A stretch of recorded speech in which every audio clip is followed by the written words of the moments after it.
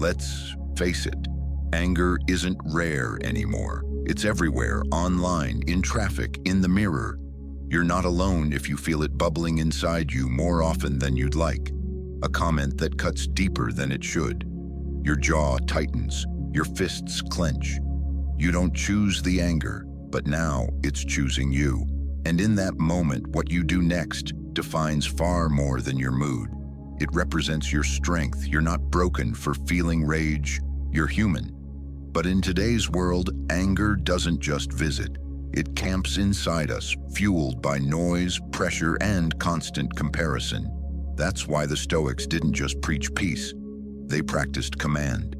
They knew real power isn't in suppressing emotion, it's in steering it. Marcus Aurelius said, "You have power over your mind, not outside events. Realize this, and you will find strength." In this lesson, you'll discover 7 Stoic strategies to process anger and rage, not by pretending they don't exist, but by transforming them into calm, clarity, and self-respect. Welcome to Stoic Philosophy Daily, where your story matters. Share your experience or your biggest struggle below. Every comment you leave is a gift. Here, your voice matters. We read with care, answer with heart, and treat your journey as part of our own. This is more than a channel. It's a circle of strength. If you're tired of anger steering the wheel, drop a comment. I choose calm over chaos. Let's begin. 1. Name the fire to tame the fire. Anger unspoken doesn't vanish. It festers, and what we refuse to name ends up controlling us in silence. Most people either lash out or lock it down, but both lead to the same trap. The anger grows stronger while we pretend it's gone. It's like trying to hold a beach ball underwater. The longer you push it down, the harder it rebounds. Beneath that pressure is a mind trying to regain control, a nervous system firing warnings that go unheard. The Stoics taught a different approach. Marcus Aurelius warned, "How much more grievous are the consequences of anger than the causes of it?" It's not the feeling that ruins you. It's the denial, the suppression, or the eruption that follows.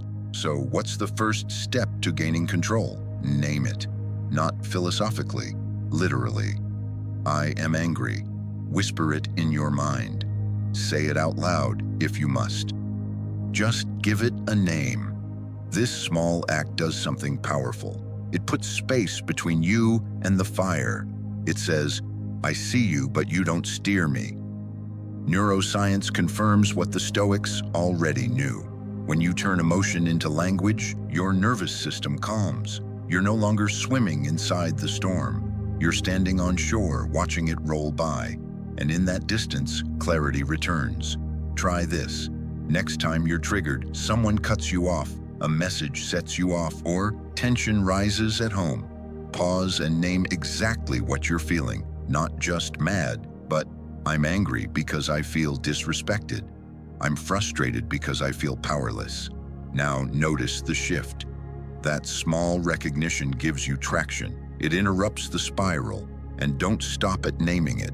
Feel where it lives in your body. Is your jaw clenched? Is your breath shallow? Your fists tight? That's your biology speaking in bold. Let your awareness move there. Observe without judgment. You're not giving in to anger.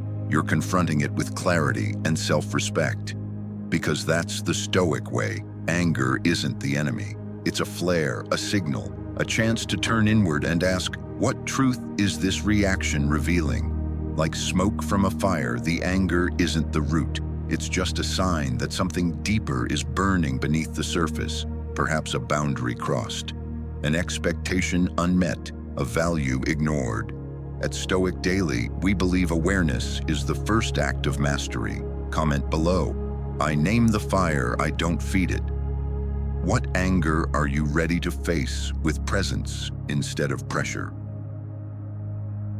2. Feel it to free it.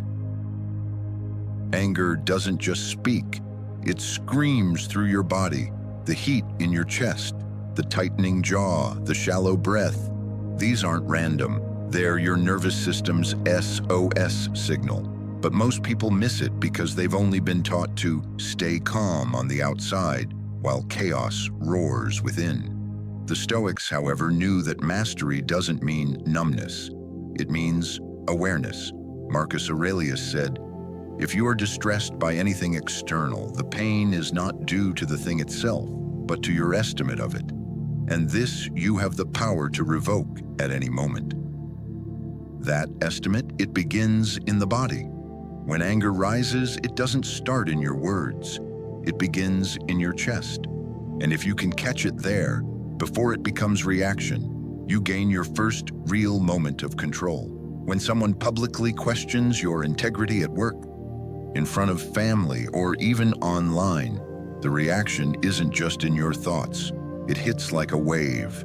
Your body surges first, shoulders stiffen, breath shortens, blood rushes to your face. There's a split second where instinct screams, defend, attack, prove them wrong. But in that exact moment, what if you didn't?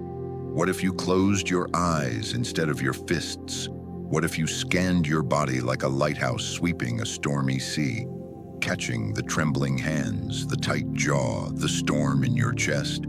That single pause doesn't mean you're surrendering. It means you're listening to your biology, to your boundaries.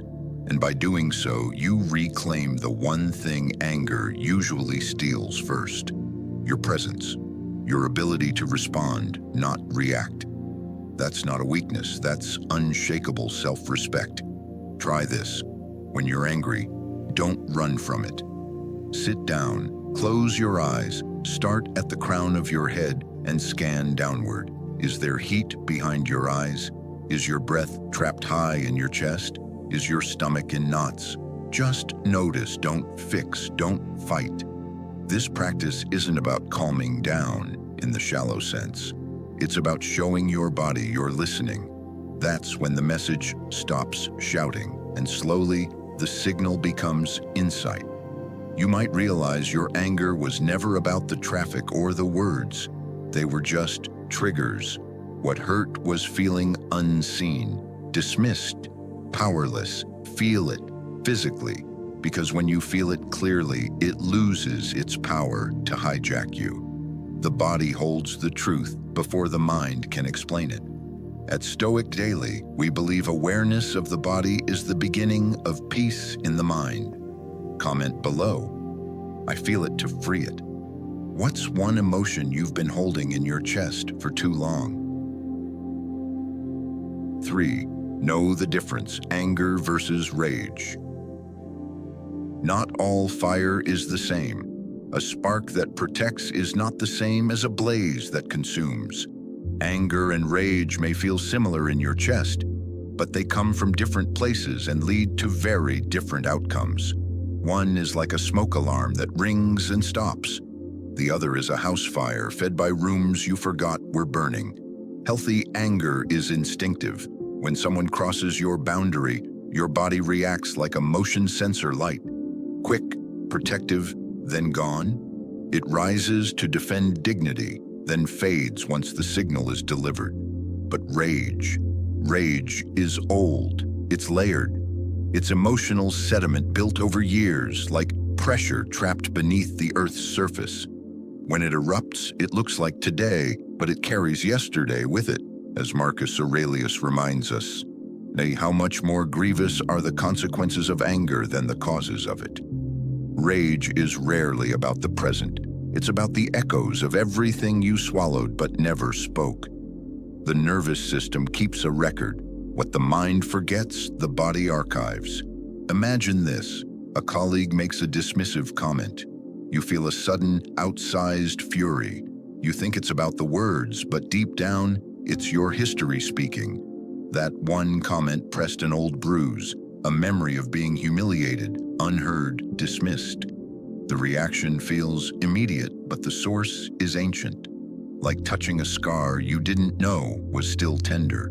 This is why punching a pillow or screaming into the void rarely helps. It focuses your body and mind even more tightly around the anger itself. Your nervous system doesn't just release, it rehearses.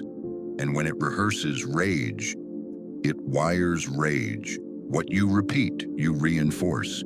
Instead, treat anger like a message, not a command. Ask it, what are you really trying to tell me? Maybe it's about a boundary crossed. Perhaps it's pain that never got language. Maybe it's grief wearing armor. When you listen instead of exploding, the emotion shifts from attacker to teacher. So what's the takeaway? Anger is not weakness, but rage, unexamined, unacknowledged, becomes the leash around your power. One is a guardian, the other is a ghost from the past trying to live in the present.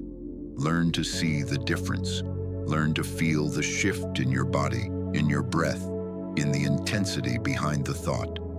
Awareness is the moment the chain loosens. At Stoic Daily, we believe that emotions are messengers, not masters. Comment below. I choose reflection over reaction. Have you ever mistaken rage for rightful anger? What truth was hiding underneath? 4. Work with anger, don't wrestle it. Anger isn't just something to control, it's something to work with. Some anger is clean, sharp, purposeful, like a guard dog barking when a boundary is crossed. But uncontrolled rage is different.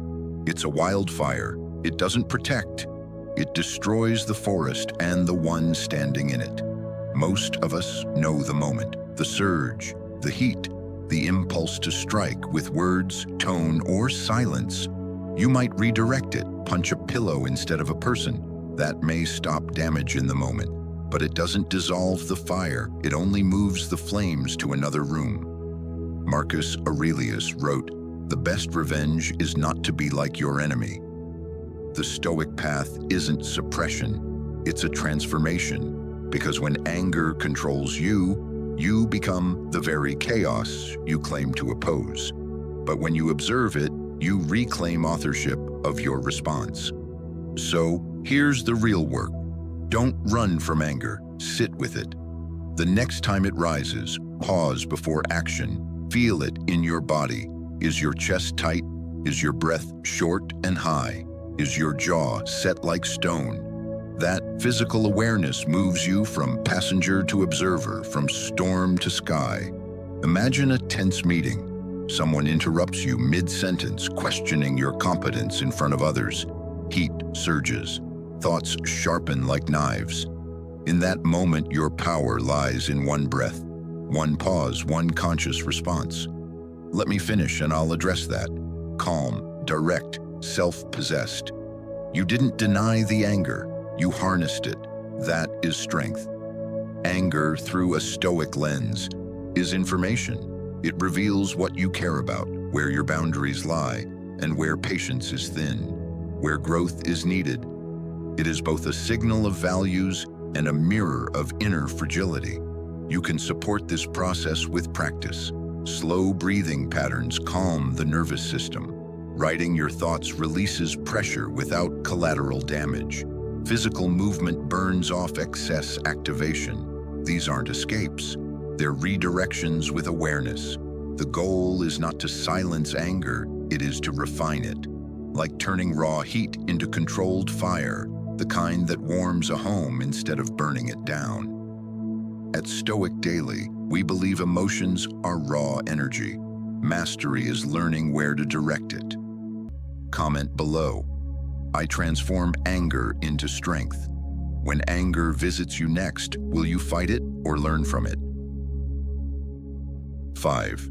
Don't fight anger, sit with it. The rain path. When anger rises, most people choose one of two roads: explosion or suppression, fire outward or fire inward, but both still burn you.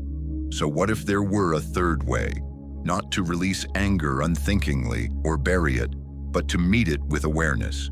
This is where the rain path comes in. Recognize, allow, investigate, nurture. It's not just a mindfulness tool, it's Stoicism in motion. Marcus Aurelius wrote, "You have power over your mind, not outside events. Realize this, and you will find Strength. Reign is how that strength is practiced, not preached. First, recognize. Catch the moment anger appears. This is anger. That simple naming pulls you out of the emotion and into the observer's seat. Instead of drowning in the wave, you're now watching it rise. Second, allow. This doesn't mean you agree with the anger. It means you stop wrestling with it. Fighting emotions is like trying to push water down. Resistance creates pressure. Allowing creates space. The emotion can move without owning you. Third, investigate. Ask gently, not aggressively. What is this really about? Is it disrespect? Fear? Old pain resurfacing? Anger is often the bodyguard for a more vulnerable feeling. When you look underneath, the fire becomes information. Fourth, nurture. This is the step most people skip. Speak inwardly the way you would to a hurting child. I see you. I'm listening. This isn't a weakness, it's a regulation. You calm the nervous system, and calm restores dignity. Imagine a family discussion where criticism lands harder than expected. Heat rises, words line up ready to fire. Instead, you pause, recognize, allow, investigate, nurture, you breathe. You soften, you answer, not from pride, but from presence. You didn't silence anger, you digested it. Reign transforms anger from a weapon into wisdom, not by force, but by awareness. This is emotional self-command, the Stoic way. At Stoic Daily, we believe mastery begins the moment you stop running from your emotions. Comment below, I sit with my anger. When anger visits next time, will you react or reign? 6. Notice the urge, don't obey it. Anger rarely begins with words. It starts with an urge, a tightening fist, a surge forward in the body, a flash of I need to act right now. That impulse feels urgent, righteous, almost automatic. But this is the exact moment Stoicism trains you for, the split second between feeling and action. Marcus Aurelius taught that emotion itself is not the problem. It is our judgment and response that shape who we become. Anger is a biological reflex, a survival system misfiring in modern situations where no physical danger exists. Your body prepares for battle even when the real threat is only to your ego. So the Stoic move is not to crush the impulse. It is worth noting it, to say inwardly, there is the urge, not I am this anger. Just observation, like watching a wave rise without stepping into it. Imagine someone insults you. Heat shoots through your chest, your hands curl, words line up sharp and ready. In that instant, ask yourself, if my fist could speak, what would it demand? Usually the answer is revenge, retaliation, or domination. But now ask the second Stoic question. What happens if I let this moment pass? This pause is not a weakness.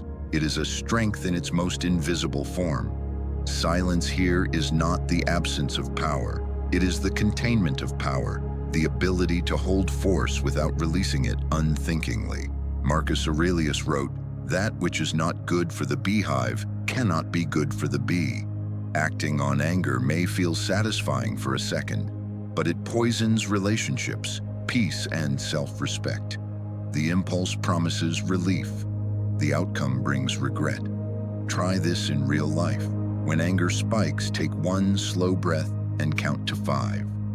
Feel the physical urge crest and fall like a wave. Notice how the body calms when you don't feed the impulse. In that space, reason returns, dignity returns, choice returns. Every time you let an urge pass without obeying it, you strengthen the part of you that leads instead of reacts. That is Stoic mastery, not emotionlessness but command. At Stoic Daily, we believe the strongest person in the room is often the quietest. Comment below, I notice the urge. When anger rises next time, will you act from impulse or from character? 7. Turn rage into ritual. Rage doesn't begin as fire.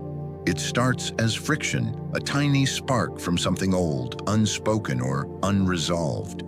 And when we don't understand it, it grows fast, too fast, like gasoline poured over dry wood. But what if you could catch it before the fire? Don't suppress it. Do not explode with it. Just hold it long enough to understand it. The Stoics teach that intense emotions aren't enemies. They are messages, but you must learn how to read them. One powerful way is through rage imagery, turning the chaos inside into a picture you can observe, not obey. Close your eyes. Picture anger not as a beast, but as a flame. It's hot, alive, moving inside you. Not evil, not wrong, just energy that can burn or warm, depending on how you hold it. This is not fantasy. It's a practice rooted in both Stoic wisdom and neuroscience. Visualization gives shape to formless emotions. It creates space between the reaction and the response. So next time anger rises, don't rush to express it or erase it. Imagine it, observe it, write it down. Where is it in your body? What color is it? Is it roaring or whispering? Naming and seeing it reduces its grip. As Marcus Aurelius reminded himself, you have power over your mind, not outside events. Realize this and you will find strength. This technique gives you back that power. When you can witness the fire instead of fueling it, you reclaim the throne of your mind. Try this. Each evening, write down one situation that triggered frustration. Then visualize it again. This time not from your emotion, but from your observer. Breathe slowly. Imagine your anger as a shape. Then ask, what boundary was crossed? And what would calm power look like here? This small ritual builds emotional immunity. Over time, anger becomes not an enemy, but a mirror. And the more clearly you see it, the less it controls you. At Stoic Daily, we believe visualization isn't a weakness, it's training. Comment below. I see the fire, but I don't feed it. Let your presence be stronger than your rage. The quiet power. True power doesn't shout. It doesn't slam fists or fire back with perfect comebacks. It looks like silence amid disrespect, stillness in the face of provocation, a calm that others can't touch because it doesn't come from them. Marcus Aurelius reminded himself often, the best revenge is not to be like your enemy. That isn't passivity, that's mastery. Because when you stay silent, not out of fear, but from clarity, you're no longer reacting, you're choosing. That's not a weakness. That's what dignity looks like. In a world obsessed with being heard, Stoicism teaches us something rarer: how to be still, how to hold our ground without burning the bridge beneath our feet. That silence isn't empty. It's full of control, full of power.